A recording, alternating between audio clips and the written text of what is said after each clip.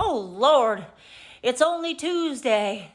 And I already had 2 bookings, 2 roles booked. I just had a call back today, which I felt went really well, but I wanted to talk to you briefly about that because I didn't take my own advice. So when you get into one of these Zoom callbacks or even a live callback, which doesn't really happen much these days, it's a little awkward because you can't really meet people. They're on a little screen. They introduce you. Like the casting director was great. She introduced me to everybody, but their photos didn't pop up or their videos, so I couldn't even see their face. And then I was just like, I wanted to get focused and get into the job. So if I were in the room, I would take that extra minute. I would meet them, have like some real human interaction. But I feel like on the Zoom, you lose some of that, but you do the best you can.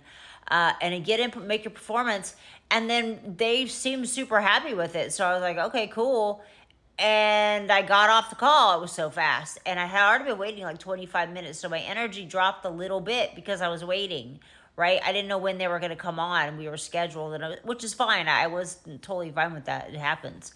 But because my energy had changed from waiting to all of a sudden, bam, into it, it'd be good to ask for a second take. So I always say ask for a second take if you feel like you want to, because the first take to me is like getting acclimated with the environment, with the reader, with the people, with how it's going to flow. Take a second to actually say hi to everybody in the room, which I did, but I did it so fast. I would have liked to show off me a little bit so they could get to know me, because they already saw my performance. A callback's when they already saw your performance, they liked your performance, so they're calling you back to see you again. This has been a busy week. I had 2 roles booked, the contracts are signed. I got another offer on the table. I auditioned for 1 role for a feature film in Raleigh, North Carolina. They loved my performance, but they want to consider me for a different role, so they want to tell me about the role. And because I don't know anything about it, I didn't just blindly accept it. I want to see what the role is about and what they do. You don't know. It could be doing something you totally goes against like your moral compass, right? And it could be like you just don't know. So don't ever just accept something. Like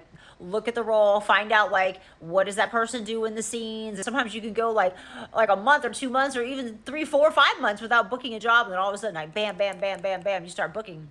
So you just got to be ready. And I've actually never booked this many different roles all back to back. I'm going to be filming 2 different series at the same time starting next week. So if you have any questions, especially if you're newer or maybe you're intermediate and you have questions about auditions or callbacks or anything, I've worked on both sides of the camera and I have a lot of experience, and I can share what to do, what not to do, or my opinion anyway, because whatever my opinion is might not work for you, and that's another opinion. That's another piece of advice. Don't always take everybody's advice. Look at it and see if it works for you. If it does, do it. If it doesn't, just scratch it, because it's art, and art, it's your art. At the end of the day, it's your art, it's your performance, it's what you want to bring to the table. So bye, guys.